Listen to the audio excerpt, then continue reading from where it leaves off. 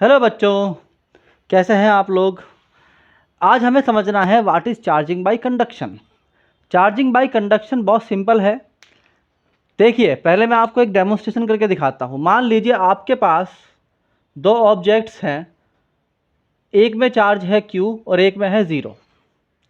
अगर आप इन दोनों ही ऑब्जेक्ट्स को एक दूसरे के कांटेक्ट में लेके आते हैं तो अब नेट चार्ज बन जाता है Q+0। और अगर आप अब इनको अलग अलग करते हैं, अलग अलग यानी सेपरेट करते हैं, तो जो टोटल चार्ज Q था वो आधा आधा हो जाएगा, यानी Q/2 और Q/2। इस कंडीशन में जो चार्ज होता है वो एक अनचार्ज्ड बॉडी को चार्ज किया हमने एक चार्ज बॉडी के कांटेक्ट में लाकर। तो इसकी जनरल टर्म क्या होगी, यानी कि देखो यहाँ पर ये अनचार्ज बॉडी थी और फाइनली ये क्या हो गई, चार्ज हो गई।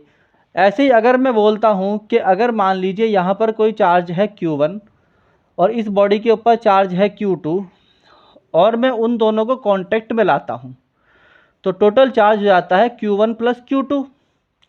अब अगर मैं इनको सेपरेट करता हूँ तो ये हो जाएगा Q1 + Q2/2 और Q1 + Q2/2। इस तरह जो ऑब्जेक्ट अनचार्ज्ड है उसको चार्ज किया जा सकता है और इस प्रोसेस को बोलते हैं charging by conduction. Charging by conduction. तो थ्योरेटिकली इसको पढ़ते हैं।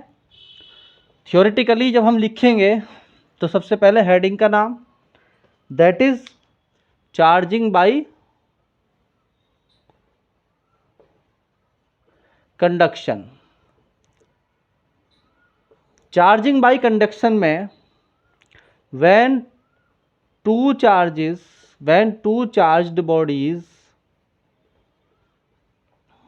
of same size, ये बात ध्यान रखना कि इसमें ऑब्जेक्टिव में पूछा जा सकता है कि क्या ये रूल अप्लाई होगा जब साइज डिफरेंस होंगे।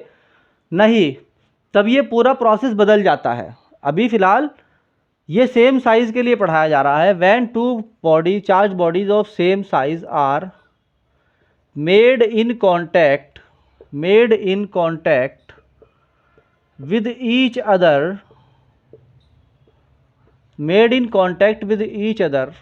then separated, और फिर उनको सेपरेट किया जाता है। then चार्ज जो होता है, charge is equally distributed.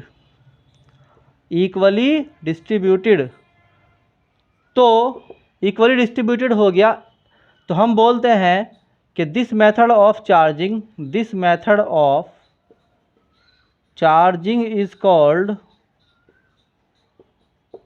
Called charging by